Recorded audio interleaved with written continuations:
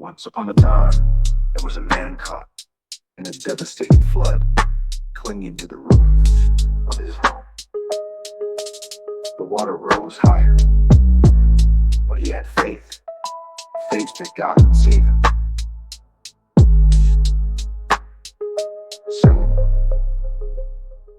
Soon, a rowboat approached. "Jump in, I can save you," shouted the rower, but the man replied, "No, thank you.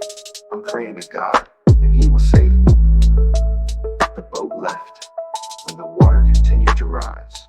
Motorboat came next, the engine roaring against the flood. "Waters, get in," the driver called out. "No, thank you," the man said, shaking his head. "God will rescue me," Rose sped away. Finally, then the water continued to rise. The motorboat came next, the engine roaring against the flood. "Waters, get in," the driver called out. "No, thank you," the man said, shaking his head. "I'm praying, and God will rescue me." Rose sped away. Finally, a helicopter hovered overhead, a rope ladder descending from it. "Grab the ladder, we can pull you to safety." But still, the man refused, saying, "No, I have faith. God will save me." The water rose, and the man drowned. In heaven, he met God and asked, "Lord, why didn't you save me?" God replied, "I sent a rowboat, a motorboat, and a helicopter. What did you expect?"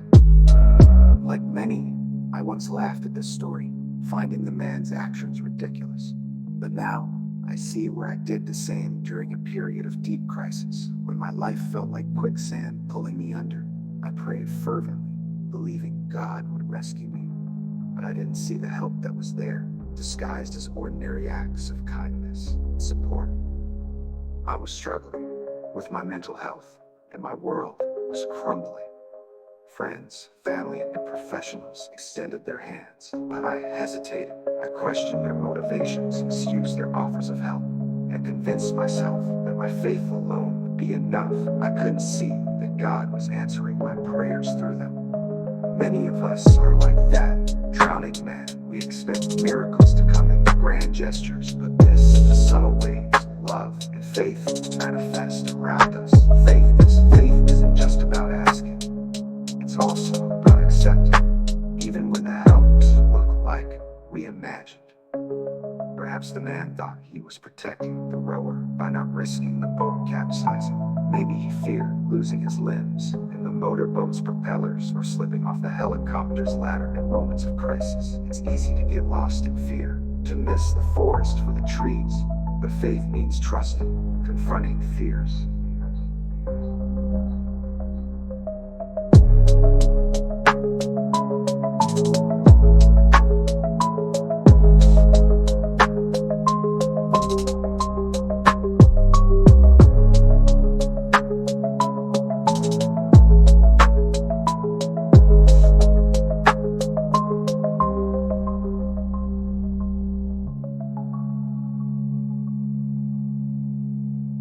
Like many, I once laughed at this story, finding the man's actions ridiculous.